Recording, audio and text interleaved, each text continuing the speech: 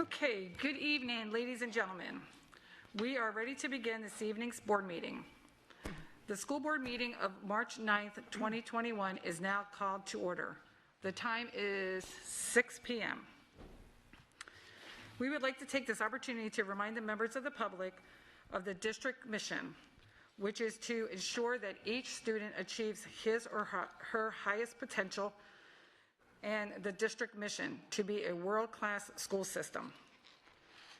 This evening's agenda includes the moment of silence, the Pledge of Allegiance, reading of resolutions, 2 acknowledgements, public comments, consent action items, which include 2 items under board office, 2 items under academic services, 1 item under business services, 1 item under human services, and 11 items under operations, 1 items under public hearings, and 4 items under other business.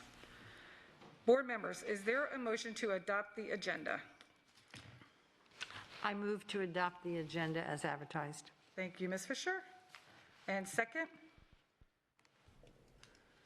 Ms. Vaughn? I second that. Thank you. Please record your vote. Madam Chair, Yes, ma'am. hand votes, please. Oh, hand votes. Hand votes, 7 all carries. Ms. Morgan will deliver the moment of silence, after which Ms. Fisher will lead us in the Pledge of Allegiance. Ms. Morgan, please lead us in the moment of silence. Please rise.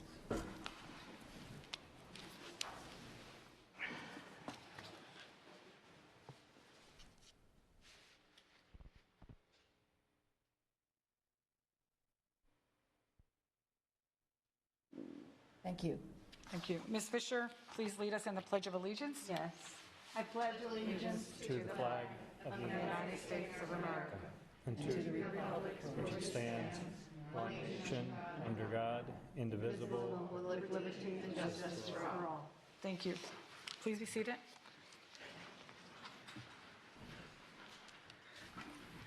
Please welcome Lorena Hauser and Gabriela Santiago Plod, our student representatives for this evening from the school board. Lorena is a senior at South Fort Myers High School, where she is a member of HOSA, Health Occupations Students of America, where she has currently taken CNA and phlebotomy, taking blood, watch her. She is part of the Student Impact at her church, where she volunteers twice a week, and she is also a member of South Fort Myers High Young Women's Leadership Club and currently holds a 3.38 GPA. Gabriela is a junior at East Lee County High School, an Advent and Cambridge student, member of Ella Young Women's Leadership Club, Criminal Justice Academy, National Honor Society, Interact Club, FGCU Trio Talent Search Program, and currently holds a 4.18 GPA. This is just a small tidbit of what these girls have accomplished. There's much more. We would be here all night speaking about them. Please welcome Lorena at the mic first.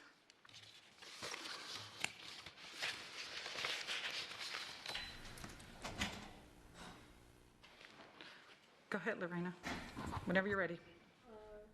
Speak into the mic, hon.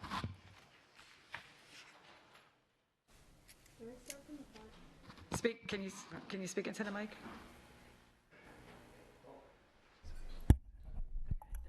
Thank you. Whereas President George H.W. Bush proclaimed, the United States Congress passed Public Law 101-418 in 1991, which designated the 31-day period of the month of March as National Irish American Heritage Month.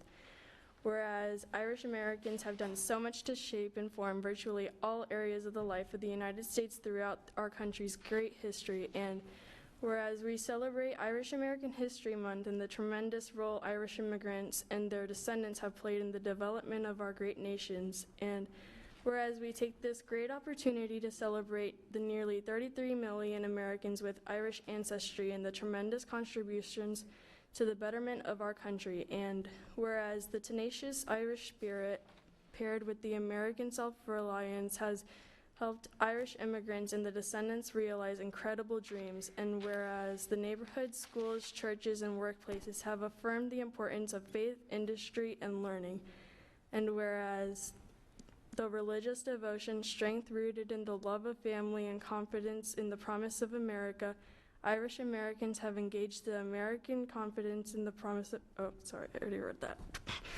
Experience in robust and meaningful ways. Now therefore it be resolved that the school board meeting of Lee County, Florida hereby proclaims the 31-day period of March 1st through March 31st as National Irish American Heritage Month. Adopted at a regular meeting of the school board of Lee County, Florida, this 9th day of March 2021. Thank you so much, Loriana. And may I have, Gabriella, could you please?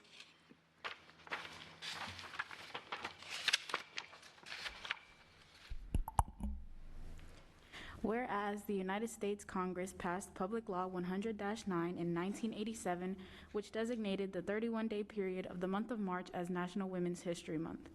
Whereas we recognize that the achievements, leadership, courage, strength, and love of the women who built America was vital in forming today's society.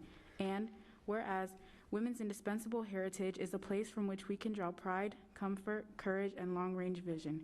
And whereas we celebrate women pioneers and their advocates and the contributions they made to history, culture, and society. And whereas each of us recognizes that the fact that securing peace and social progress and the full enjoyment of human rights and fundamental freedoms require the active participation, equality, and development of women. And whereas the women's movement raised the aspirations and opportunities of women and produced many historians, activists, and scholars. And whereas women's history was part of a larger movement that transformed the study of history within the United States and shifted the spectrum of American life. Now, therefore, be it resolved that the School Board of Lee County, Florida hereby proclaims the 31-day period of March 1st through March 31st as National Women's History Month. Valiant women of the vote refusing to be silenced. Adopted at a regular meeting of the School Board of Lee County, Florida this 9th day of March, 2021. Perfect. Thank you both so very much. I really appreciate you. And let's give them a hand.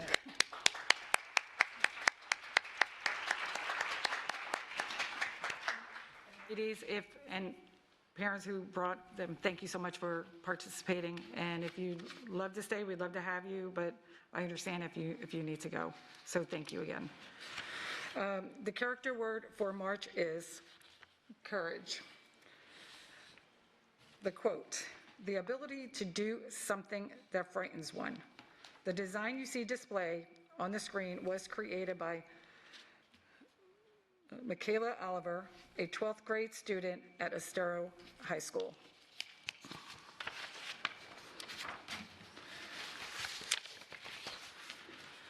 Acknowledgements for the month of March. Read Across America Day, March 2nd, 2021. National Day of Unplugging, March 5th through 6th. I don't think any of us did that one. National Foreign Language Week, March 7th through 13th, 2021. National Sleep Awareness Week, March 14th through 20th, 2021. Arts in Our School Month, March 1st through 31, 2021. Next on the agenda is public comment. Mr. Bruno, please address the item of public comments. School board policy provides the opportunity at this point in the meeting to address the board concerning any matter on this meeting's agenda or any other matter relevant to the operation of the school district. If you completed a blue card, please put it in the basket provided in the back. If you need a blue card, they are located in the hallway outside of the boardroom. The rules concerning public comment are posted in the back. Public comment will be made from the central microphone in the back of the room. Please be advised that the board does not respond during public comment to remarks made by speakers. At the end of the public comment period, the board chair, Ms. Jordan, will address concerns or the assignment of any concerns or requests to the superintendent. Board policy 1.181 is in effect and requires everyone to wear a mask when on school board property. In addition, for the benefit of other speakers, we ask that you sanitize when you are finished speaking, the microphone for the benefit of the next speaker. Speakers and those attending the meeting are expected to act in a respectful manner. The purpose of public comment is to provide feedback on school district issues. Personal attacks on individuals or abusive language are prohibited. In addition, clapping, hissing, and booing, unreasonably loud and/or offensive language, swearing, cursing, or display of temper are prohibited. Speakers who fail to follow proper decorum in the chambers will be ruled out of order. Any speaker continuing with such remarks will be required to relinquish the microphone per Board Policy 1.11 and may be removed from the chambers. Per Board Policy 1.11, the time per speaker is 3 minutes if there are 20 speakers, 2 minutes if there are 30, and 1 minute if there are 31 speakers or more. Per the Board Policy 1.11, the maximum time allotted for public comment is 1 hour. You will find a countdown on the big screens in the front of the room. Once your time has elapsed, the microphone will automatically shut off. We encourage you to address the board as a whole versus individual board members as they act as a collective board. Please state your name prior to making your comment. Madam Chair, there are 15 speakers that wish to address the board this evening. Thank you. Please make sure you have completed a blue card if you intend to provide public comments. The blue card is a public record identifying those who speak and providing contact information to staff for follow-up. The blue cards are located in the hallway. Before calling on the blue cards request, are there anyone that has not filled out a card that would like to speak? Please raise your hand. Okay, is there anyone in the back room tonight? That will be speaking? Are they on the list already? Okay, thank you. Ms. Dupree Bruno, will you please proceed? Thank you, Madam Chair. Our first speaker is Eddie McGirt.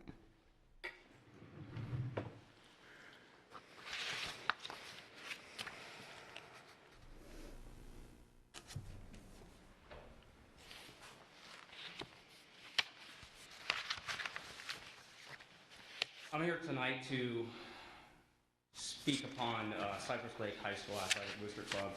I was here many months ago, and it just has been an ongoing situation that we've been dealing with through the board, through the school district, as high as it will go. So we were informed through a letter that basically they have concluded, or you guys have wrapped up the biggest portion of it. And reading through the letter, it really was dissatisfying for me as a parent, because I was on that board. We came forward with some fraudulent activity that has been found to be true through some audits that were taken. Through those audits, they came back and said there should be further investigation. And it's my understanding that the board has decided not to take that up. And that's very disappointing for a parent who stood up and did the right thing to come forward. And I just don't understand why we wouldn't go further, because this is not the only school with issues. It's a district-wide thing, and I said that the first time I spoke, that I would be standing back here again if we don't fix the main problems. Now, I know there's things in the work, I get it. But I think the overlying issue for me and for several people, other family members at that particular school, my kids were then brought into it. There was retaliation, and for anyone to say that that did not happen, shame on you. You guys are put here to protect my kids. You guys work for us. And your job is to hold those people accountable. And quite frankly, it just hasn't happened to my satisfaction yet. I'm not saying people need to lose their jobs. I'm not saying any of that. But what I'm saying is, when wrong has been done and those people who volunteered came forward and was basically made to be the bad people, while we protect those that do the wrong. Now, I know people on the boards, you know, we've spoken to many of you. We've had private meetings. But at the end of the day, we're still at the same spot. We're at ground zero, still. Because we either don't have the courage to step up and do the right things, right? Courage. That's where we're at.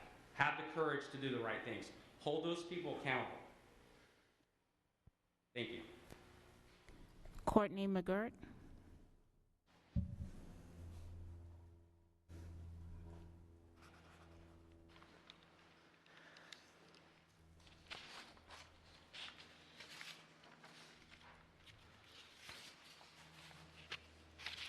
Courtney McGirt. I'm also here about Cypress Lake High School and to address the letter.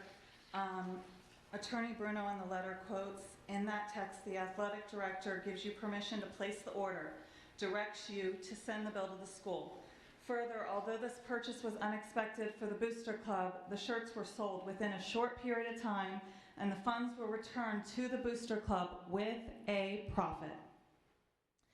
What was failed to be mentioned was that in the audit conducted by the district's internal auditor, that former athletic director and a district employee lied and said that he didn't give permission for the purchase, and he lied as part of a district investigation. What is never mentioned as well is that in the 70+ transactions that we reported, the athletic director also made 3 merchandise purchases totaling over $7,800 without proper procedure or vote. Am I the only one that sees this hypocrisy? Attorney Bruno also quoted, "Unfortunately, this misunderstanding laid the groundwork which escalated to where we are today. Not true. The issue started, as Ms. Morgan clearly recognized, when parents long before us were charged inflated fees for their kids to participate in cheer.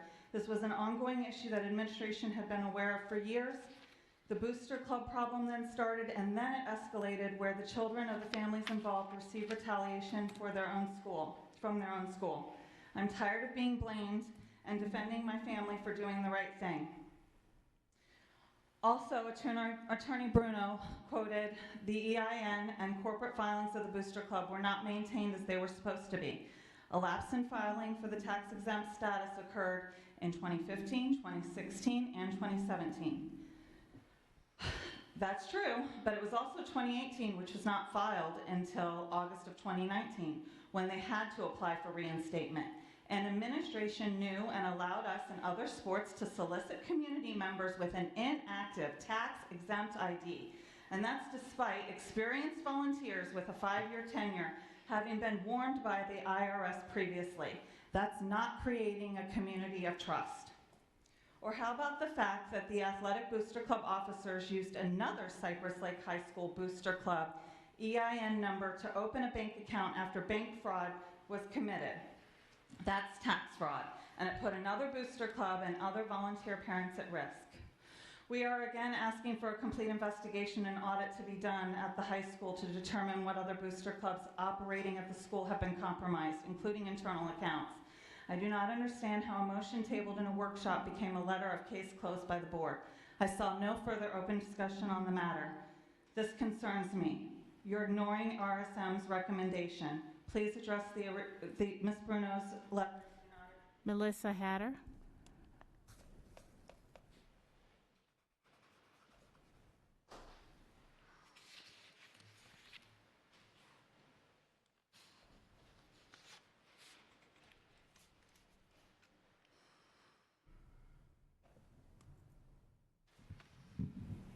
Hi, I'm Melissa Hatter, and regrettably, I have to come back here and speak about the same thing again.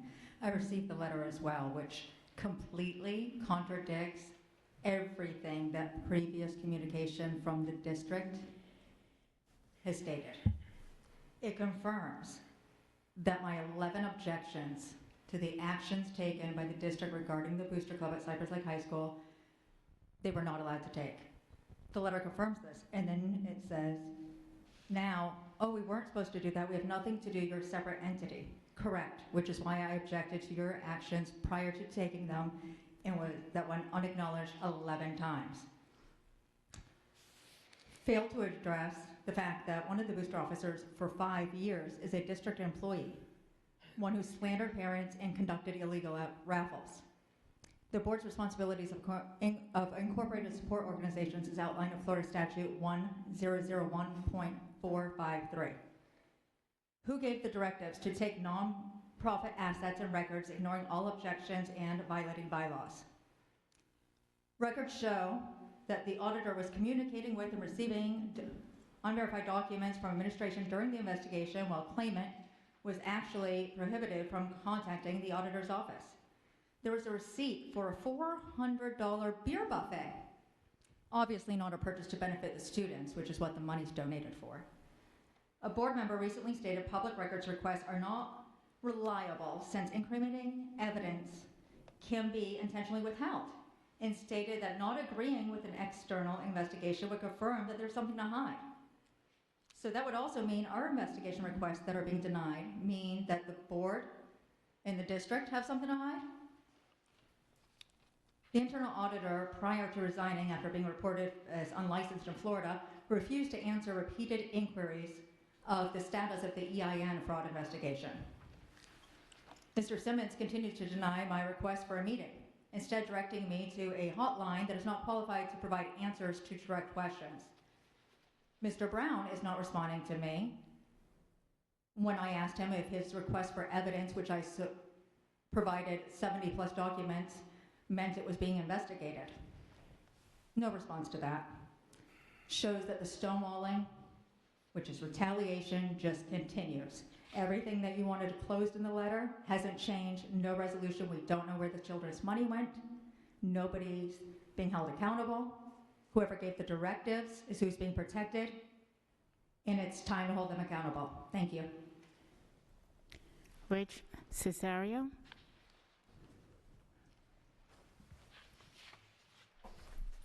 Good evening. I'm Rich Cesario, resident of the village of Estero. My comments tonight refer to the proposed building on Three Oaks Parkway, the new school building. I have two concerns. As a former educator for 36 years in another state, I hear about the great configuration of K to 8, and what would impact having 8th graders but 1st graders will have on student learning, that type of environment. Not only culturally, but overall on student achievement in the overall learning environment. Secondly, my concern is the traffic on Three Oaks. I've heard about the traffic studies. We all know it's a very busy road. I can't imagine it being any less busy putting another school back there and adding more traffic. I urge you to consider that with the proposed building site. There's enough traffic there as it is. Thank you very much. Susan Cesario.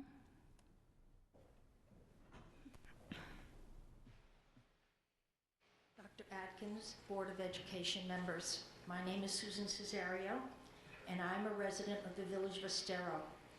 I have a few things I wanted to discuss this evening, and the first thing, not wanting to seem impertinent, I would like to encourage you to change your district goal. I would encourage you to say that the Lee County School District is committed to preparing all students to meet the challenges of living in an increasingly global and diverse society. The second thing I want to talk about is that I am interested in the cost per student by school zone. As I understand, there are 3 zones, east, west, and south. I was unable to locate it on the website, so specifically, what is the student cost for each of the 3 zones in the Lee County School District? Next, I want to discuss the proposed school at Three Oaks. Ken Savage told us in May of 2020 that student growth in Estero was slow in comparison to the high growth rate in Lehigh. Though we could use schools in Estero, it appears he is telling us that a few portables could provide an instant solution to the present problem. What happened to option 3, expanding existing schools? The Estero community as a whole is uninformed.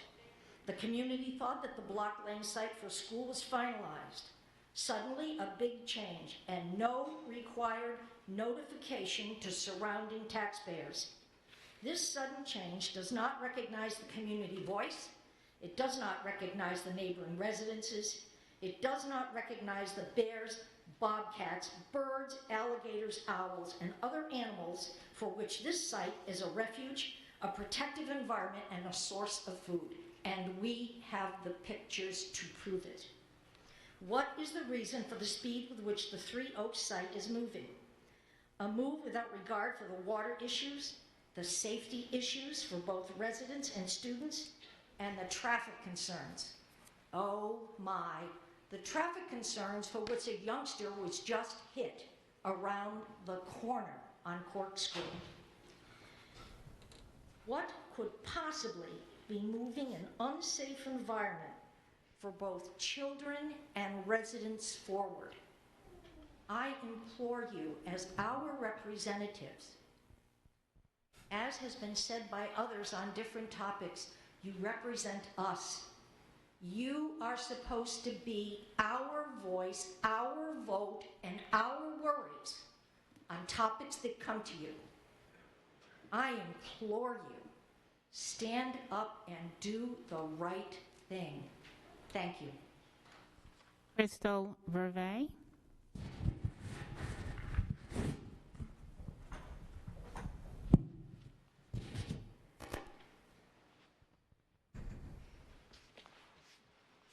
Hello, I'm Crystal Vervate.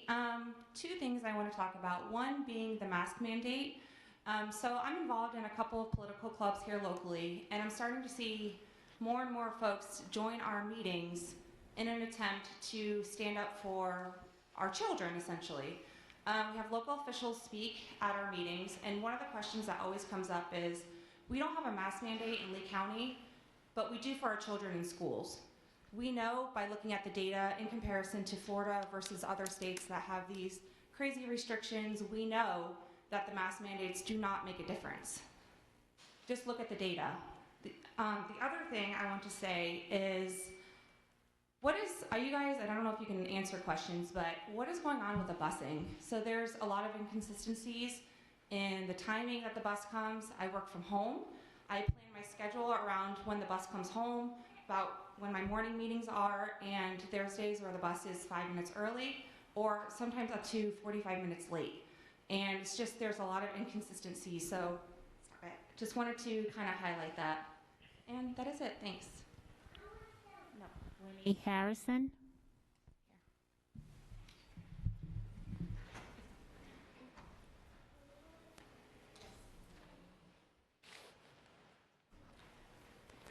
Hi, I'm Winnie Harrison.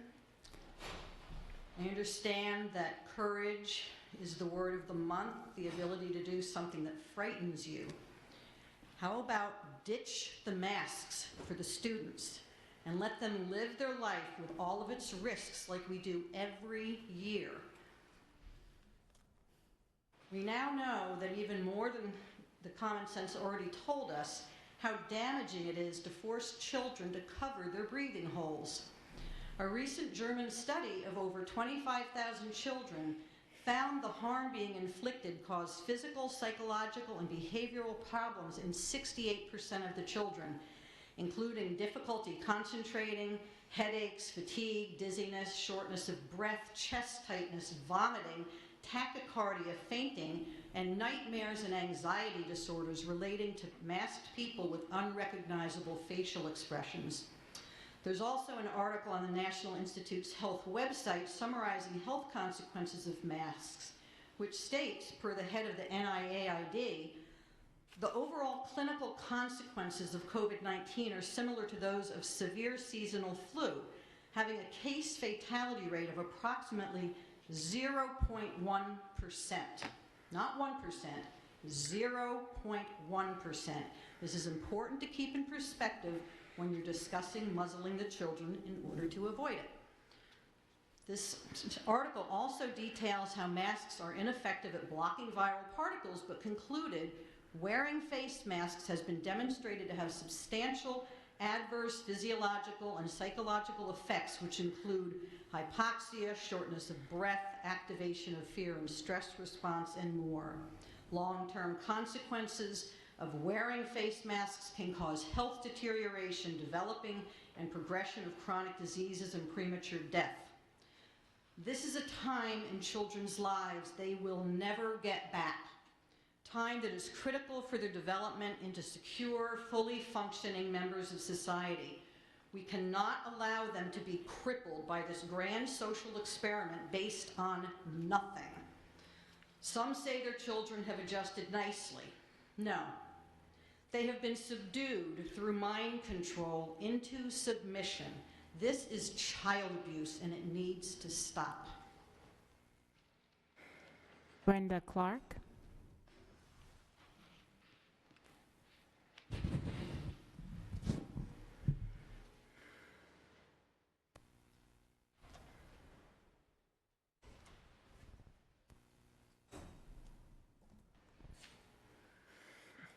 Hi, my name's Brenda Clark.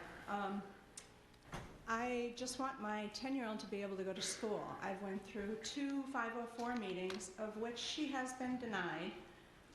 Every time I supply the needed information, the last one was a doctor's diagnosis of her disability. The goalpost was now moved. So now I was told by the school that my daughter needs to not be so smart and basically miss more school in order to be qualified as a disability to attend school without a mask.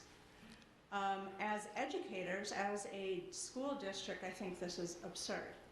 Because my daughter attends class in her school is in her bedroom, it's pretty hard for her to miss class. Because I go over her schoolwork with her, it's pretty hard for her to fail school. But the school district and the school itself, including the principal, has decided that she doesn't have enough of a disability because they can't tell through the monitor that she's wheezing in her bedroom with no mask on, of which she's had 3 teachers this year. And her current teacher is a part-time temp. And there are many days she doesn't even have a teacher. So you cannot tell me that the quality of education she's getting at home is the same as in the classroom. Perfect example, yesterday there was a tech outage. She didn't have a teacher the entire day. She had children running the Home Connect class on the Zoom meeting. And then when she goes to school today, the teacher said, "I'm sorry, I can't catch you up because I don't have time." I've asked Mrs. Fisher, I've emailed you, I heard no response. To help me with this problem, I've emailed the superintendent. I've gotten basically a poster of what a 504 is. I'm sorry, my daughter has a disability, medically diagnosed, of which nobody wants to acknowledge because it doesn't fit the narrative. So I'm disgusted, completely disgusted, that my child, who's 10, wants to go to school and can't, because she can't breathe. And when you guys started this mask policy, you said that with a diagnosis, with a doctor's note, you would make exceptions. However, that's not the case. Thank you. Claudia Jones.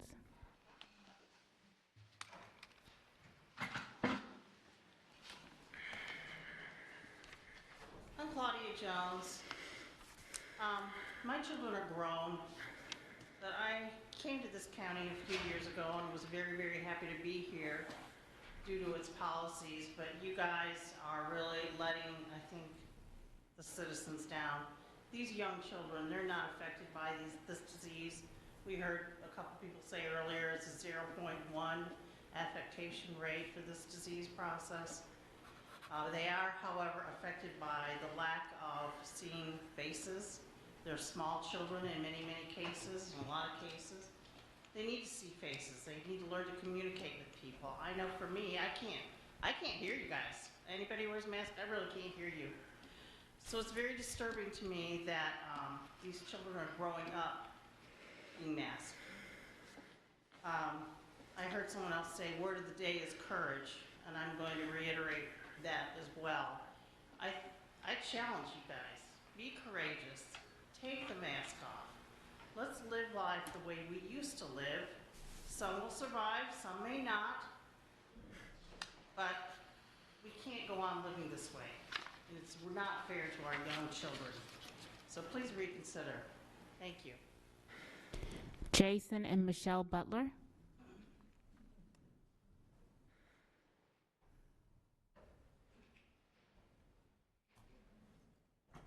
We're here because we have a daughter that's in elementary school, and We ask that you please remove the masks. You know, our taxes pay for our child to have an education, and that's what you're supposed to do, and we just ask that you please remove the masks. I mean, if there's a policy in order, by all means, have the policy state something along the lines of, I can sign a waiver saying that there is no legal binding issue that if my child comes home with COVID, that the school is responsible for that. I'm responsible for my child being as healthy as possible. I'm responsible for my child to go see doctor's appointments, get certain vaccines and this and that. I'm responsible for all that.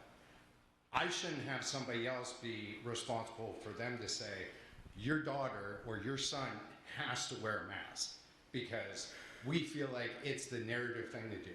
Everybody else is doing it, so we feel like you should do it also. If it comes down to the point where I have to sign something and say you are not legal by any means, I'll sign whatever you want. But I can't do this anymore. If it comes to next year, I'm pulling my daughter out of school. Thank you. Lori Fahey.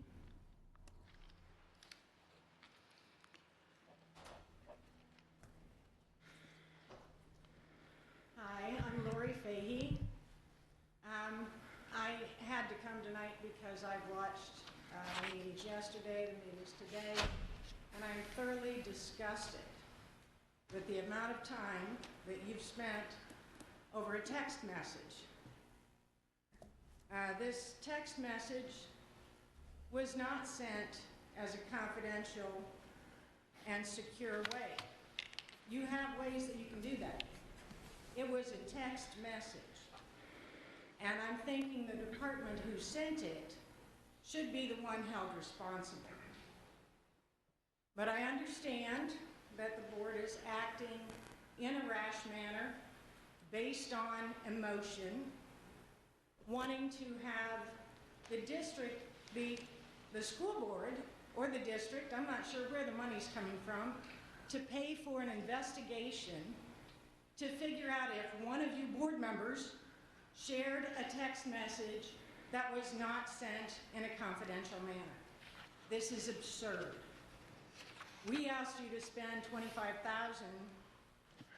to investigate the booster clubs in Lee County, many more than one, and you said no, it was too expensive.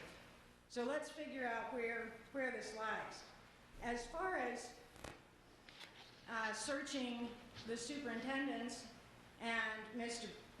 Bruno's phones, I believe this is a Fourth Amendment violation, which is on search and seizure, which ensures employees a reasonable amount of privacy.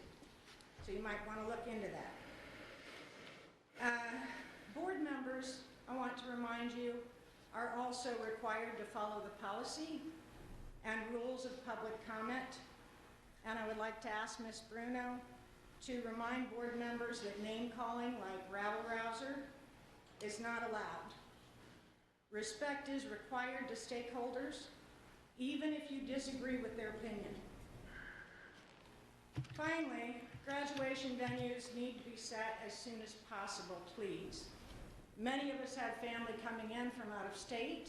That requires flight reservations, hotels. Personally, my aunt is also celebrating her 100th birthday that same week, thank you very much. And we need to make arrangements to go out of state to celebrate that. So please keep in mind our families, and I thank you. Randy Scott.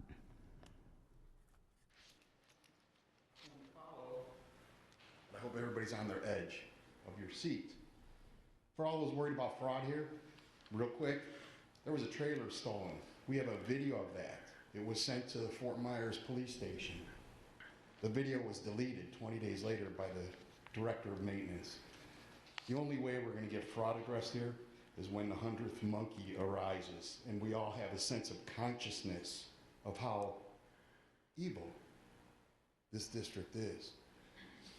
I've included an 18-page document it really reflects the McKevelin machinations of this district. You know what I'm saying? It talks about how I started, how I supported Dr. Atkins' 2020 vision, and from there, once I realized that all the presentations, as beautiful as they were, and even at one point hugged Dr. Desimore, I realized it's all fake. There's no substance behind your beauty. It's ugly underneath. I want to point out that Hillsborough School District is getting $180 million from what Biden is going to sign tomorrow. That means we're approximate size. We're going to get about $160 million from that too. And I bet you right now in the back rooms, they're drooling over how to spend that in addition to the tax. I'd like to address this idea of policy making versus administration. I live in Lehigh. I'm very active with the schools out there, have a lot of sources, and I'm told that one of the board members had been participating with a principal from one of the high schools to do her own investigations. And in that investigation, she determined some things were going wrong, and then she brought it to the administration. Not everyone on this board is involved in policy. Some are Machiavellian administrative participants, and we know who she is.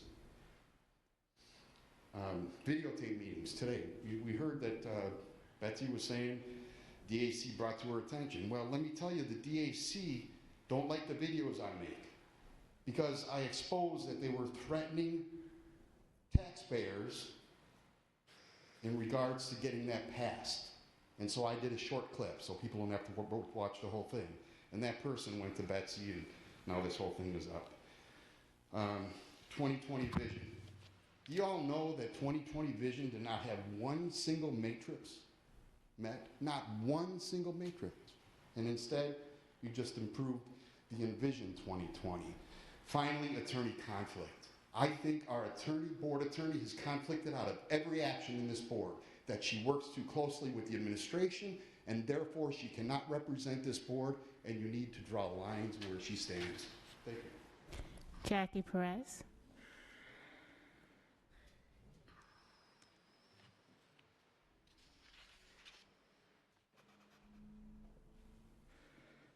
Good evening, board. I watched a board meeting yesterday where the board discussed having an external investigation on a board member that they supposed shared a text message. And I listened to your board meeting today where that supposed confidential statement was made, and the statement was, an employee is under investigation. So therefore, you're going to spend thousands of dollars to investigate an employee was under investigation. Yet, you have all these incidents going on. You have the Hatters incident with the cheerleading, which you won't even give any consideration to. You have this big scandal going on in Estero where you change one school site to another in the blink of an eye after 3 years of dedicating employees' times, purchasing millions of dollars of land, paying vendors, drawing plans, and having a board member from District 3 on April 22nd, 2020 at the Estero Council. She stated that the Williams site was real positive location. We have plenty of land there. We have plenty of space to build 2 full-size, full-functioning schools on Williams Road. So after all this work is done, and 3 years later, you're going to just in the flip of a switch, change it for the 70 acres that you could have sold, and you could have made a profit for the taxpayers, for the school district, to put more money into the education of children. There was a buyer for that property. GL Homes was offering $17 million. You would have made a $12 million profit. I can't understand the way you analyze things, how you put things forward. The dramatics yesterday was an Academy Award-winning dramatics.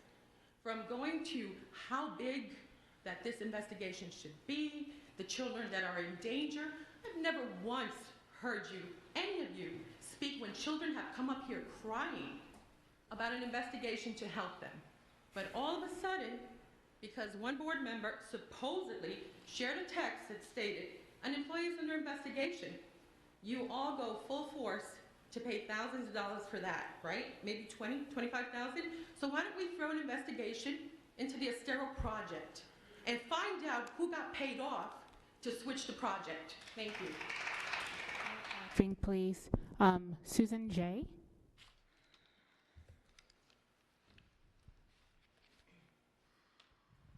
Hi, it's me again. I'd like to emphasize something about the masks, and that children shouldn't have to go to counseling to cope with wearing a mask. That's coercion. I'm sure you're now aware that children are not spreaders of this COVID flu. They're not. And you're aware of the psychological effects wearing masks every day has on them. I had an extensive conversation with my reputable general practitioner recently, and he does not support children wearing masks because they not only don't work, but with children, their nasopharyngeal passages have not matured enough to contract or spread illness. That's a fact. Now,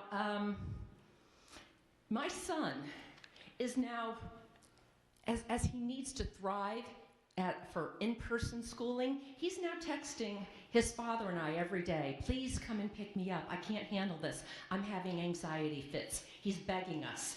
He's miserable from going to a place where you don't see faces and warm smiles. He has not made one friend in this new high school. He says he wants to quit school and is going into a downward spiral. He's now extremely depressed. And no child, especially those with anxiety and depression, should be forced to wear a mask, nor forced to stay home. Today, he quietly grabbed his backpack in school and he walked out of algebra. He sat in the ISS room, brought there from the resource officer, until his father picked him up. When he arrived home, he was sobbing endlessly to his father and I. We sat there for hours. He was describing the dripping, cold sweat of his anxiety attacks and the urge to scream out. As of February 23rd, he's been further diagnosed with PTSD from the masks. What more can you do to this child? Or all of our children in the school system? I just happen to be the parent that's sharing this and speaking out. The district has refused to honor his medical exemption obtained from his physician, citing that he needs to have documented proof of his diagnoses, which is a HIPAA violation. This has gotten very, very dangerous for all of our children. I mean, are we going to hold you liable if they commit suicide? Where do we go if something like that happens with self-harm? You are not building them up. You are tearing them down. Don't you understand that? Please help us. Please help us and overturn the mask mandate. You have the power to do that. Leave it to the parental discretion. Your ability to correct this is now imperative. I'm holding you accountable. Mary Beth Ocean. Excuse me, ma'am, your time is up. Mary Beth Ocean.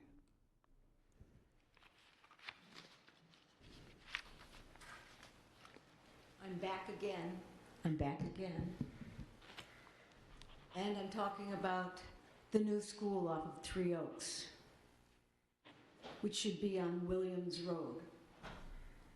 That was changed after April 22nd meeting, during which our district representative from District 3 said, this is the perfect location. Williams is everything. We have enough land, we'll have enough land for ballparks, and then you decided to put it on Three Oaks, which will soon be even more majorly traveled when it goes through to Daniels Parkway. This is a major road. And if you put the school there, you not only endanger the children that are going there, you will endanger our community next to you, because you will be building it up 4 feet. And your construction director, Director Reckenbacher, he doesn't care about anybody else but the school. You should be caring about the children. And when that school goes up, I will remember every one of you, and especially the superintendent, for backing down from the Estero Village. They're the ones that want to put the school there, not you. You have the space. You can make the right decision. Too much corruption in this school district. It's sad. You are intelligent people. Why don't you use it? Use what you have up here. And stop saying you're not going to discuss because you don't like the back and forth. That's how you get things done, being problem solvers. And you certainly haven't solved very many problems as I can see here. This is a poor school district in the United States. And you're number 22, so you're not giving the best education. Let's not start killing our children by putting them in the wrong place, because that's what you're proposing. Thank you. Jen Cerrito.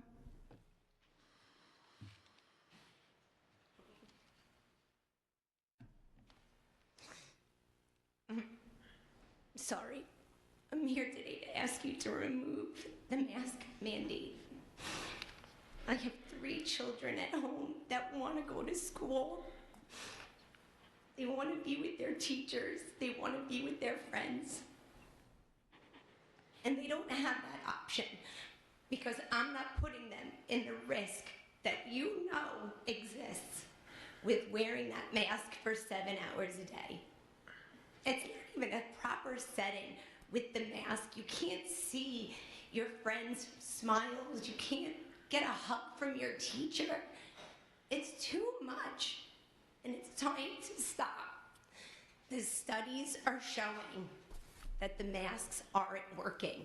If the virus is still spreading and the world is wearing a mask, it's not working.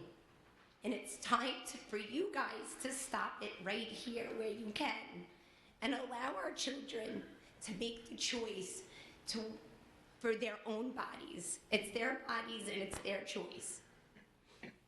It's time to stop. Thank you. Thank you. Madam Chair, those are all the speakers for this evening. Thank you. I forgot to mention this earlier. I just wanted to make sure that you are aware that that we do not, public comments are not attached to the minutes. They were for the non-virtual meetings. So if anybody was sending some in, we would not have those. So I just wanted to put that out there. For all the people who came to, well, for everybody who came to speak today, thank you so much. We, appreciate you taking the time to be here, and we do care what you have to say. I think, Ms. Fahey, I'm going to start with you. Graduation, we just spoke about that today, and I believe the dates that we had heard was June 2nd and 4th. Is that correct, Dr. Atkins? No, it would be the weekend of June 4th, 5th, and 6th. I'm sorry, 4th, 5th, and 6th. Yeah, as soon as we can get these contracts finalized, we'll get the information out to parents. But 4th, 5th, and 6th, I think it's Friday, Saturday, and Sunday. Okay, so those are the dates that we're looking at, and we had to change venues due to them not signing a contract, so we're working with someone else to accommodate, which will be the downtown, the old Harborside. So we have 3 venues. So we're just waiting for them for that to be finalized, and that should be shortly. That should be coming to us, because we want to make sure that the children graduate. And for all those who came to speak on the mask, I hear your passion, and I understand. I have multiple grandchildren, many, and I know that it is difficult for them as well. But I know that as a district right now, we are working, with the CDC guidelines and our health experts on this.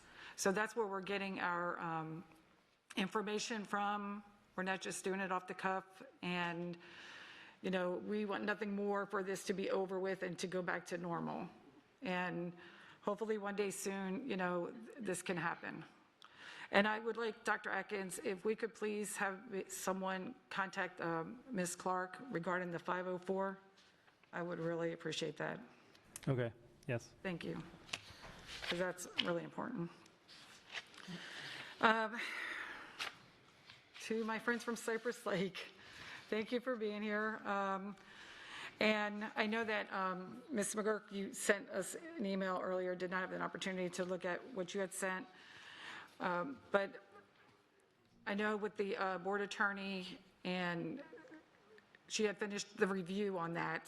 And with the Inspector General, the Department of Education had completed their review. So we did get that information from them.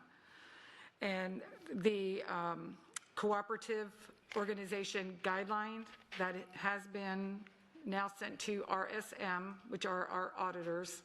So they are in the process of looking at all of that, and then that will be sent back to us. Madam Chair, I'm sorry, I'm having too much noise in the... I'm sorry, Mr. Scott, can we please not have conversation here? Thank you. So we are still working on all of that, and as well as whatever you're working with Mr. Simmons, and they should still be working with you on that. And that is what we have been told. So I just want to make sure. So just, Madam Chair, just Ms. Clark will make sure that Jessica Duncan, Chuck Bradley will reach out to her. Oh, thank you. Okay. Thank you very much. Okay. And for, let's see, regarding the school, again, thank you for coming and speaking for your community. We are currently working with the, collaborating with the Village of Estero, and with that, we will be coming out and speaking, after that, we will be coming out and speaking to the community. So I just want you to know that all of that is taking place. Madam Chair, just let me give you a little bit more information for everybody that's here. So we're going to have a community forum at Estero High School at 6 to 7:30 on March 25th. Thank you. And then also we have a board briefing here on the 23rd. Thank you. And then also, Ms. Crystal, regarding the bus, the timing, if maybe someone can help her understand what that is, what's going on there for the transportation for her children. We can certainly do that, and just for everybody, I mean, I think that the on-time arrival in the morning is pretty good. It's usually bats around 95%, but afternoon is definitely a challenge, and that is the reason we do have certainly a driver shortage here in Lee County. So we actually have less drivers operating right now, so they're working really hard to try to recruit more. But that's part of the reason why you have a little bit later, you know, I think it's about 85% last time I looked at it in terms of on-time arrival in the afternoon. It's not as good as in the morning. Okay. So, and I was out at transportation last week, I believe, and you know, they're scrambling to get drivers, particularly to do those afternoon routes. So a lot of them have to do pick up a second route beyond what they normally do just to make sure we get students home. So again, a lot of the challenges we're getting as part of the workforce is a part of this whole COVID pandemic, because some of our drivers that we had just no longer want to drive during a pandemic. So it's been difficult, but they've done a good job. We'll be more than happy to make sure someone gets in touch with her regarding her particular specific bus. Thank you. I appreciate that. Okay. Next is the approval of the action items in the agenda under consent. The documentation for action items listed under consent is made available to board members 7 business days prior to the board meeting. We are expected to review all of the materials, and we have an opportunity to speak with the superintendent with any questions we may have regarding the recommendations. Some of these items have also been briefed or workshopped with the board in advance of appearing on the action agenda. Board members, are there any agenda items you wish to pull for discussion under the unfinished business table items portion of the agenda. Ms. Giovanelli? I have none. Thank you. Ms. Patrica? No, thank you. Ms. Fisher? No, based on the review yesterday, I have none. Thank you. Ms. Gittens? None. Thank you. Ms. Vaughn? I have none. Ms. Morgan? I have none. And I have none. Is there a motion to approve the agenda consent action items? I'll move that we approve the consent action items as advertised. Thank you, Ms. Fisher. And may I have a second? Ms. Morgan? I'll second. Thank you. And please record your vote. And Ms. Thomas, are we able to do that now? Okay, thank you.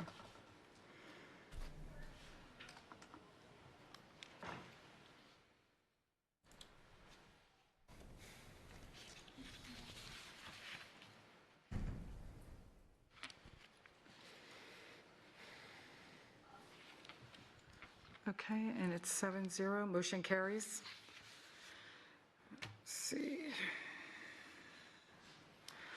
Included in the approval of the consent items on the agenda are the resolution proclaiming March 1st through March 31st, 2021 as National Irish American Heritage Month, as well as the month of March 2021 as National Women's History Month.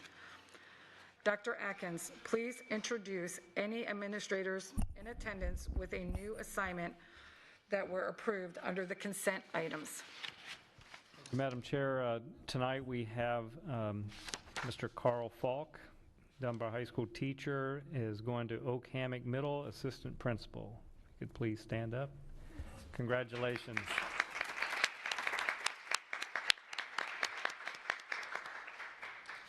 Thank you, congratulations. Dr. Atkins, please present your recommendations for this evening's public hearing item. Okay, just one second.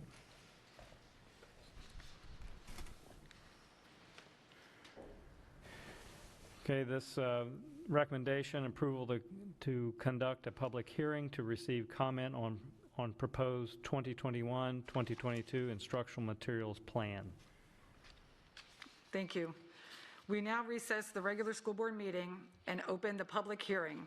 As indicated, the public hearing this evening is to consider approval to conduct a public hearing to receive comment on the proposed 2021 through 2022 instructional material plans. At this time, the public will be invited to speak on these two items. The time allowed for comments are 3 minutes. Is there anyone on the right side that would like to address the board? Is there anyone on the left side that would like to address the board? Is there anyone in the back room that would like to address the board on these issues?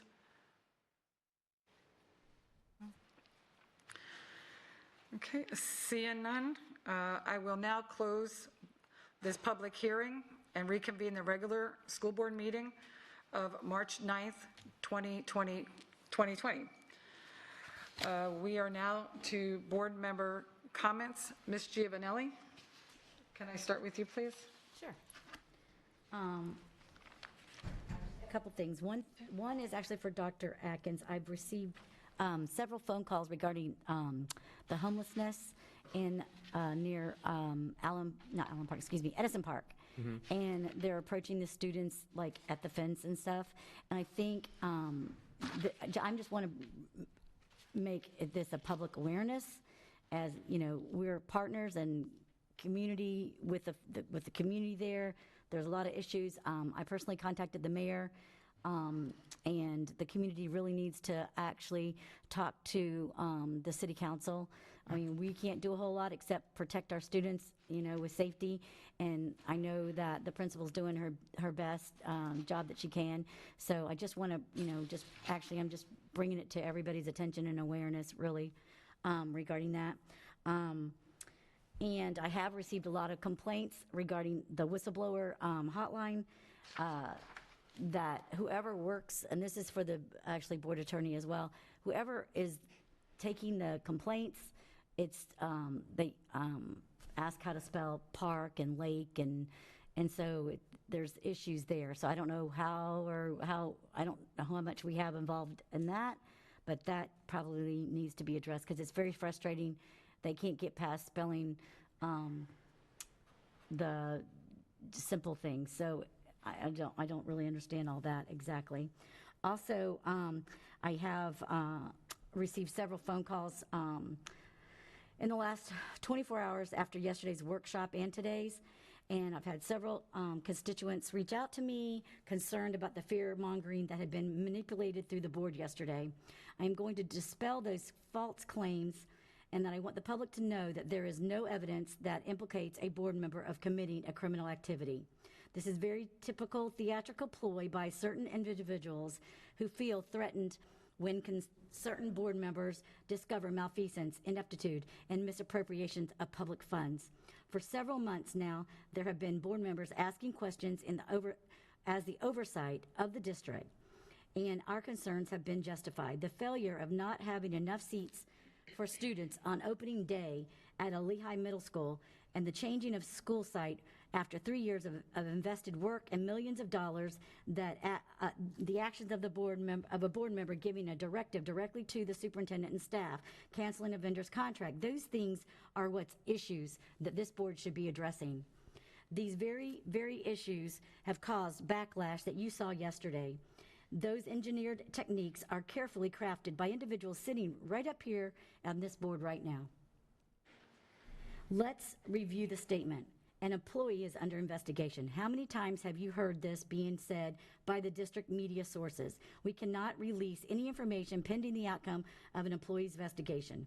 This is not protected information. It does not reveal any details of any investigation. It does not harm any certain individuals according to the legal advice that I was offered yesterday. The board is not being investigated for endangering any children. I want to be real clear about that. But when you throw out inflammatory statements as such, it raises eyebrows and it makes everyone forget what they should be looking at. What we should be looking at is the change in school site in Estero, why they threw away millions of dollars as taxpayers' money. We should be looking at board members being in the weeds, directing staff to cancel contracts and carry out other duties. This is a conflict of interest and abuse of power. This needs to be investigated by an outside attorney. I am now very concerned that our own attorney representation is now in a conflict. And now who do we have to represent us as board members? Now we have no one in this situation because our own board attorney has to be in as well in the supposed investigation. So I want to read a couple things that I think is important because some people don't seem to understand what statements are and how they don't affect others. So give me one moment. These are statements I pulled up off the news from very recent. The school district sent NBC2 a statement. We began investigating the allegations of testing fraud once it was brought to our attention at the beginning of the school year, and until the investigation is complete, it is inappropriate to comment further. The school district also said that this would serve as a statement for a principal. I'm not going to say the person's name at Allen Coast. Currently, they are not under investigation. I will leave that person's name out. I have another one. Lee County School District is currently refusing to name the teacher involved, but he has been placed on leave as the videos are investigated, according to Fox 4. Island Coast School said in a tweet on Sunday that they are aware of the videos that is currently under investigation. According to the news press, the school lists 10 teachers, and it goes on. And I'm just reading quotes from Island Coast School Board Chair Debbie Jordan told the news press that the video had been sent to professional standards to be investigated. We are definitely investigating this as we would anything that would come before us, she added. I think that's enough. And that was just recent. That was as of February 16th, 2021. Thank you. Next. Thank you, Ms. Giovanelli. Ms. Patrica? No? Ms. Morgan? A couple of things. First of all, I just want to acknowledge that Mr. Parfit was one of 4 subject matter experts that the Florida Department of Law Enforcement reached out to help the state develop a strategy for targeted violence prevention, behavior threat assessment, and management. And this is pretty unusual. According to the FDLE commissioner, who presented the commissioner's medal to Mr. Parfit, it has never been awarded to someone who is not an employee of the Florida Department of Law Enforcement. So congratulations to Mr. Parfit. He represents us well, and we are grateful for his work here and for the work that he is doing for the benefit of the state of Florida. For parents who are watching this, I just want to mention that the School District of Lee County launched its new after-school tutoring program. Well, not really tutoring. It's a homework help and class assignment help line. And I understand from the meeting this afternoon that 90 students signed up the first day. So I think this is very exciting. And you know, again, it's an effort of our academic services department to provide support to students as well as to teachers, frankly, in this difficult environment. So it's available Monday through Friday. Different times are scheduled for different level schools, so go to the district website if you're interested. For parents of preschoolers, there's an opportunity to log into the Lee County Library System 1,000 Books Before program. We're trying to encourage kids to read more books, have more experience with books, and so students get virtual badges for every book they've read, or every 100 books they've read. When they get to 1,000 books, they get a special certificate from the Lee County Library System. I think that's great encouragement for families. The summer VPK program registration is open. We encourage everyone who has a child 5 years old by September 1st to enroll in this program. It's for students who have not already accessed a VPK program. And the applications can be made through the Early Learning Coalition. So again, I think throughout the county we're doing everything we can to offer supports to students at various levels for early learning. Those are my comments. Thank you. Ms. Vaughn, please. I gave some comments earlier today, and I have no further comments this evening. Thank you. Ms. Fisher. Yes, I gave my comments earlier, and I have no further comments except to say thank you to the people who came to speak publicly. I need to take some time to think about your words a little bit more and come back to you with an adequate response. I also want to congratulate, and I did so in writing, Mr. Parfit, along with our board attorney, Ms. Bruno, for being selected to be participant in the United States District Court of Appeals. Good luck to oh, he left, I'm sorry. Thank you very much to our academic staff for the work that they've done on the selection of our, I'm so sorry. For the selection of our instructional materials and for including the Curriculum Advisory Committee. I also want to compliment them for getting the program Kids Read Now for summer help for kids. There'll be mailed books, concluding with a book that's illustrated without a story so that they can finally use their skills to write their own book, which I think will be very interesting. And this is designed to help kids not to lose skill building over the summertime.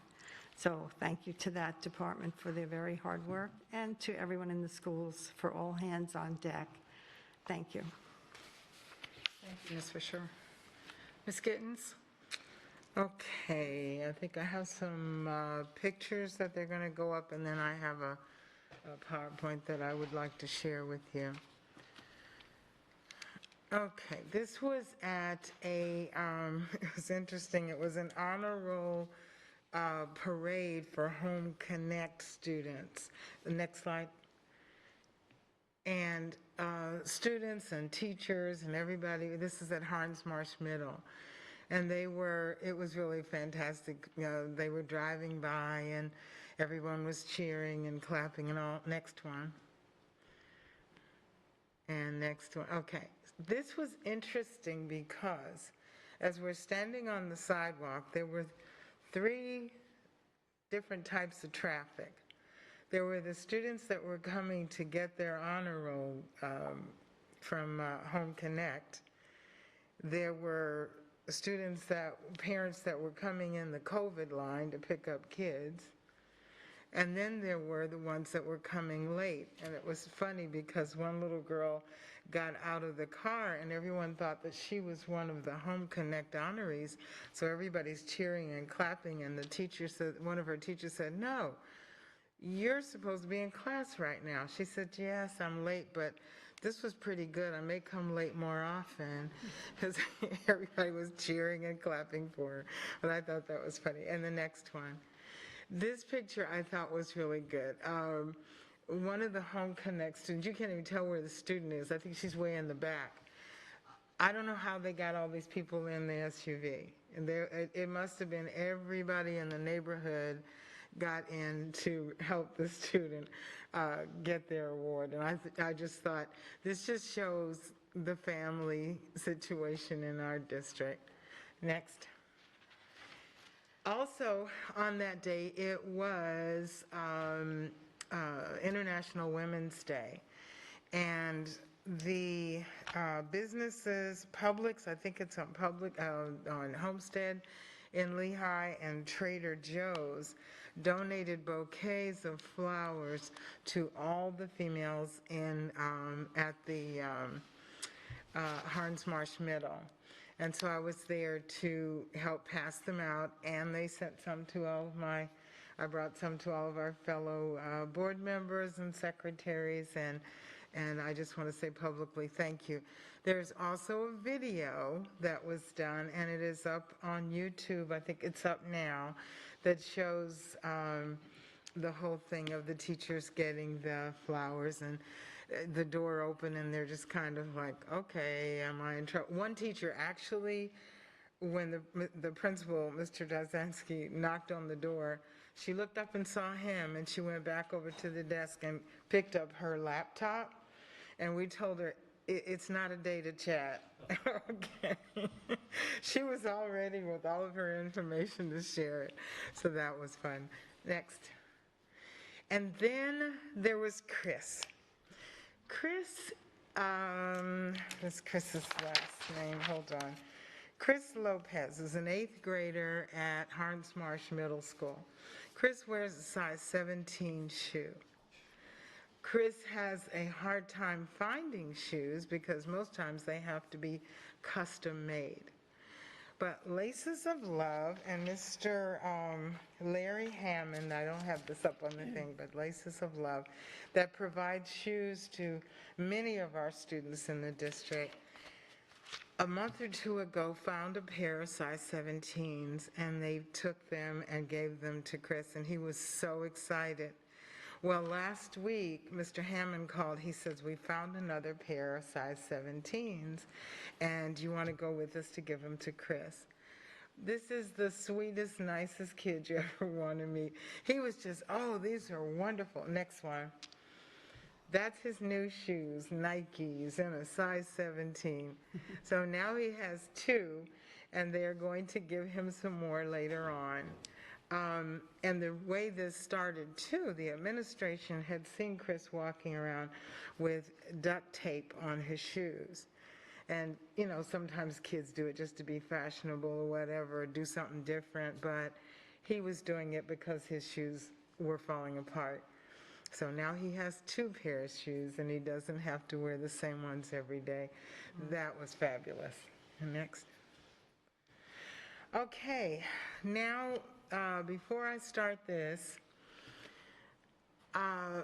according to policy and protocol, this is the time that I can speak as a board member and not be interrupted, and not told we're running out of time, and not told please make it quick. this is time that I have, and the reason I want to show this, there's a thought in the community that, oh, all I do is, make trouble, and a lot of my coworkers up here like to say that I just don't agree, and I'm causing trouble, and I don't like the staff, and I give them fits, and I don't like this one. It's not any of that at all. But I realize that part of the issue is you never get a chance to hear what my issue is, because as I get started, someone inevitably will call point of order or tell me we're out of time, and you never really hear why I am as passionate about my questions as I am. So here we go. Equity and fiscal responsibility for Lee County School District. Needs versus wants, 66% and 79% of 3%. I'll explain that as I go along. Why do I ask questions? Because we have to be fiscally responsible. How does the school district prioritize projects? Is it based on just data and facts, or promises that we're going to do this now and we're going to do this later? Is it based on need or want? Is it based on current need or future growth wants? More question. Who makes the decisions? Is there input from a site selection committee, which we really haven't had since, I believe, 2018? Maybe I'm wrong. From the board. There are many times that the board is not aware. I live 10 minutes from MM Middle School, and I was unaware that it was even, the construction had begun until after the slabs were poured and they were ready to put the walls up. Staff, parents, are you all aware and involved? The community, the taxpayers. Whose voice is heard and whose voice is heard the most? Who decides when and why to change a 5-year plan? And I get it. Sometimes you make a 5-year plan and things like the economy hits the tank in 2008, or budget cuts happen. And speaking of budget cuts, we were all on a Florida School Board Association conference last week, and there was a section about finance. And all of the experts were saying, look out, because there's going to be major budget cuts. And they said several times, pending possibly as much as $1 billion. Well, why is that important? Because several months ago, when I started asking about building in certain parts of our county, and I said, I really hope that we don't just pause and kick the can down the road, and then when budget cuts come, oops, sorry, we don't have the money to do it right now, we'll do it later. We don't know what our budget's going to be. We don't know what economic issues may show up. We need to do while we have the money and have the need. Priorities. What determines a school that's scheduled to be opened in 2020 to be moved to 2023 or 24? What determines a technical center in an area where it's mostly working people, that many of them are out of jobs and could definitely use the retooling and career changing of a technical center? How was that determined to move from the 5-year plan to the 10-year plan? Who decides to use portables for 20 years and not build schools? So this is kind of small. You may not be able to see it. And thank you, Ms. Patrica, for asking for this information. We received this last Friday, so this is up to date. Staff just completed it. The statement that was made is that we spend more in the East Zone and building schools and doing things out there than we do all the other zones. Well, if you look carefully, it says from the year 2000 to the year 2008, the growth was 8,081 students in the East Zone, 967 in the South, and 6,150 in the West, for a total of 15,198. From 2008 to 2021, 15,096 growth in the East, 4,192 in the South, 3,574 in the West, for a total of 22,862. What you need to focus on is the bottom box. When you crunch the numbers and you figure out the percentages, the East Zone from 2001 to 2021 had a growth rate of 66%. The South had 18%, and the West had 16%. You can check my numbers. I use the numbers that we received. That's the actuality. We were told by the district we are doing really a great job. And trust me, I'm not saying we're not. In many ways, we are. But this shows that compared to other large districts, the 20 largest in Florida, we are number 4 in the lowest amount of relocatables in our district. Number 4. And you probably can't see it, but it's 3%. So we only have 3% of our students, and we're doing really well in comparison to all the other 19 large districts. But here are the facts about where we have portables. The first line that says owns, those are portables that we own. We have purchased. Some of them are reaching 20 years old.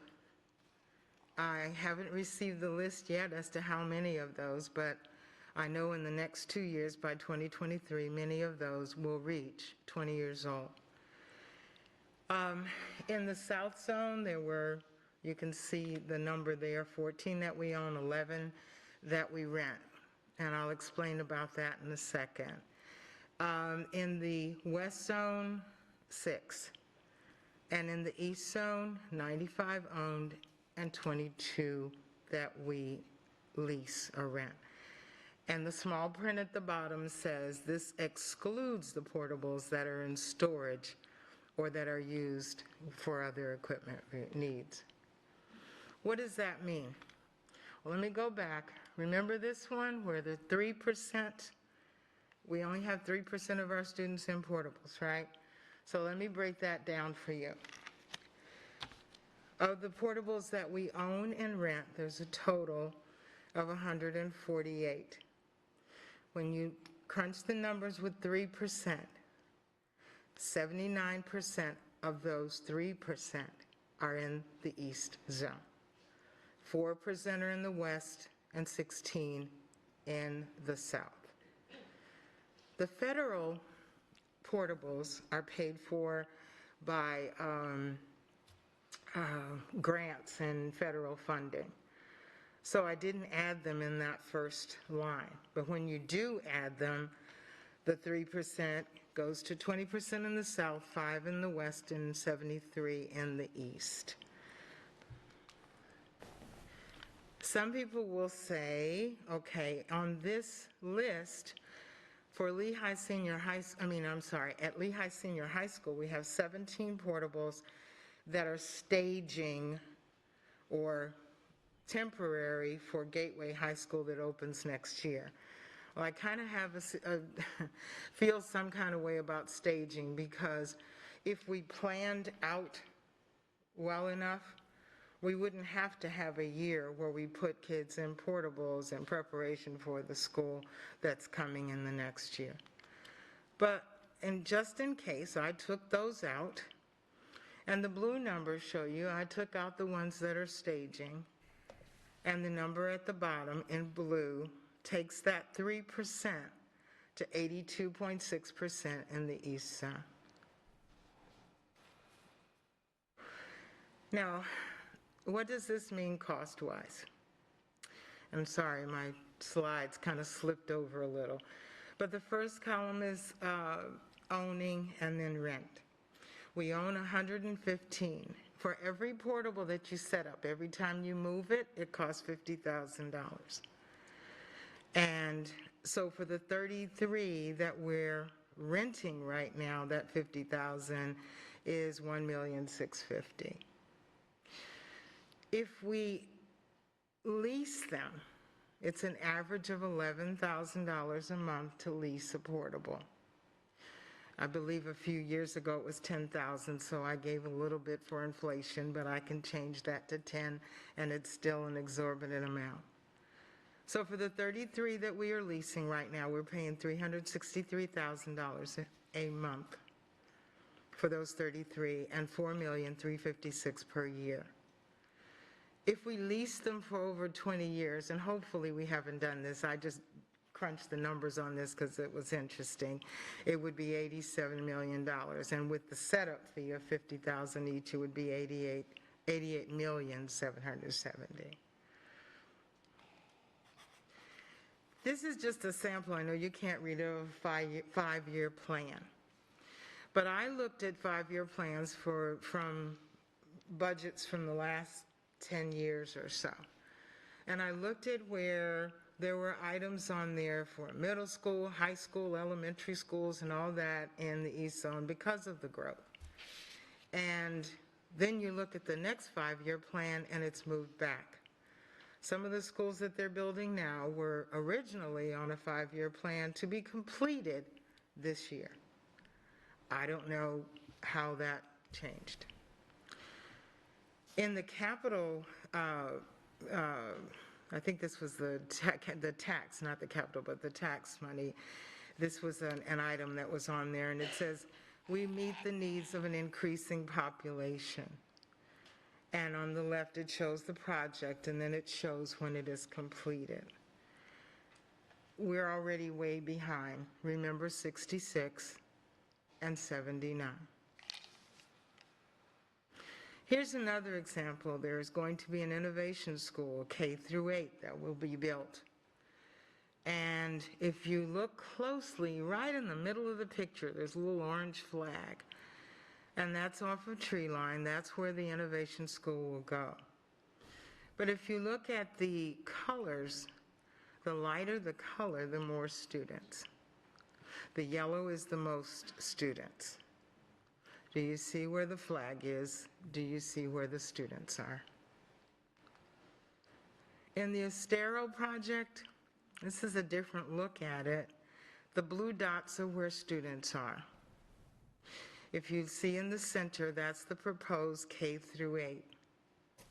With one of the proximity plans, there is a line where all of those little blue dots, that's San Carlos Park. And I was told that those students in all that heavily blue dotted area will not be able to attend that new school that sits in the middle. Safety and security of portables. How many of the ones we own will age out in the next 2 years? When I asked this question, I was told, well, you can still use them. See schools built since 2001 versus how many portables have been retired. I have asked for a list that shows that pink and blue list that shows all the portables, and I have asked to have on the side of that each school that's built, and in that column to show, by building this school, we're reducing these portables by this amount. I still have not seen it. How much did each school reduce the number of portables? The mold, the air quality, the safety factor alone. If you're talking about an active shooter, and they just happen to get on campus and shoot through brick and mortar, or shoot through the metal of a portable. How much money was spent to put covers over the portables that are supposed to be temporary? Using the Lee County School District data, this is why I ask questions. I'm not trying to be a pain in the butt, but I'm trying to do what's right for children. And when I'm constantly told I'm in the weeds, stay in your lane, stop asking so many questions. This is why. I see myself as the voice for these people in that 66% and that 79%. My job is oversight. Oversight for your students, your taxes, our community, all across Lee County, not just East. But right now, that's where the issue is, at 66%. My purpose is to be transparent, to educate you, and then to ask you to use your voice to help change the inequity. It is inequity. The 66% growth and the 79% of the 3%. Thank you very much. Thank you, Ms. Gittens. Well, I'm sorry, will you complete it? Yes. Okay, thank you. Okay, I gave most of my comments this afternoon, but I did want to share something that was sent over from Edison Park. They actually had put it up on their TV for the month. It's in celebration of the National Women's History Month. And so I would like to share this 2-minute video of one of the 4th grade students who put this together last year. Some of the women who have inspired her to know that she can dream and be whoever she wishes to be. And that is our mission, to ensure that each student achieves his or her highest potential. So please bear with me for 2 minutes.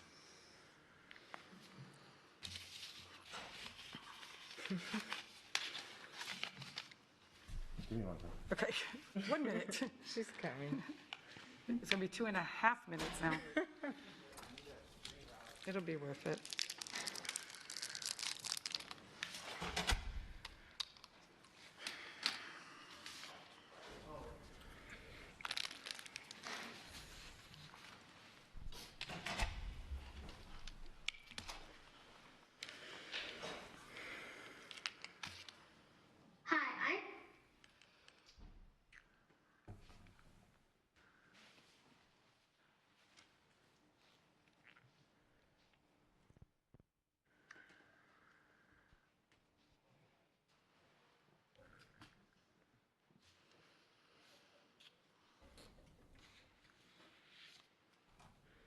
It's fine, we have until 10:59.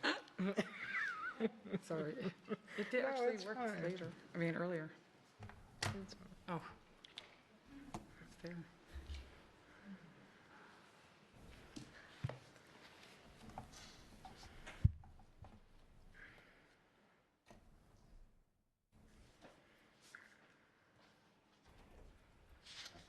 I think we got it. There we go.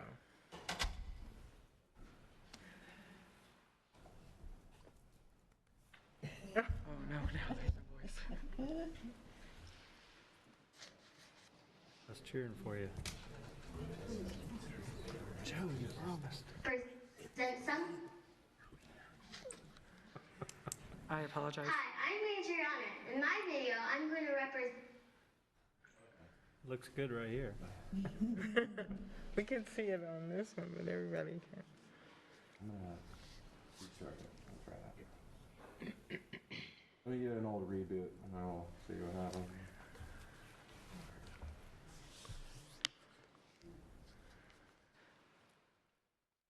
And this was made at Edison Park last year and was sent in by Ms. Henderson this year. This is where this came from. I think we should put it up on Lee TV too.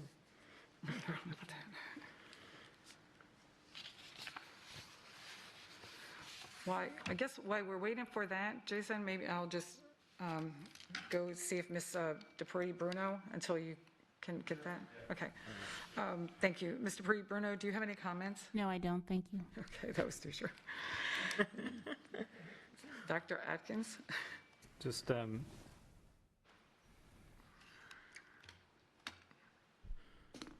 Well, while he's doing that, just give me a wave.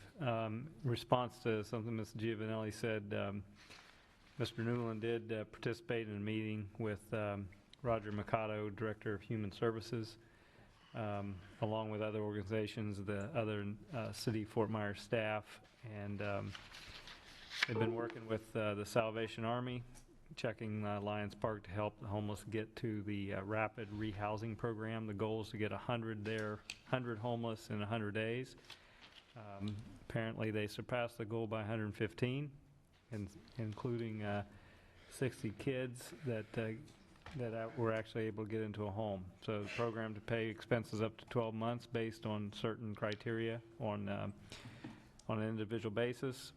They will continue to go out to Lions Park and help with relocation. Some have been moved, and at last count, that was approximately 20. So as part of the meeting, City of Fort Myers has agreed to start enforcement action for trespassing at the park when it's dark and removing tents beginning March 15th. They will begin this week making notifications to homeless at the park of these upcoming enforcement changes. For clarification, these are all parks in the city and government buildings. And then again, Chief New, and that just came today. So so just an update. Chief Newland is continuing to monitor that. And then the only other thing I was going to mention is that Dr. Spiro let me know that tonight, there was 90 yesterday, we had 136 this evening in our Home Connect, which is great. He took me over and showed me, so it's kind of neat to see the kids waiting or working with teachers. So they'll continue to work on that, but again, I appreciate what you all have said about he and his staff. They're doing a great job. And that's all the comments I have this evening. Thank you. Hi. Is it going to work? It's gonna work. Okay. Yay. Hi, I'm Adriana. In my video, I'm going to represent some inspiring women during Women's History Month. To make it interesting, I'll dress up as each of them. Hi, I'm Emmeline Payhurst. I help women get the right to vote. Before I did that, it used to be illegal for women to vote. My quote is, we are here not because we are law breakers. We are here in our efforts to become lawmakers.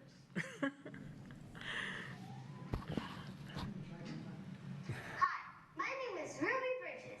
It was illegal to go to an all-white school if you were an African-American student like me, but I was brave enough to do it anyway. During the Civil Rights Movement, I was thought of as a symbol of bravery.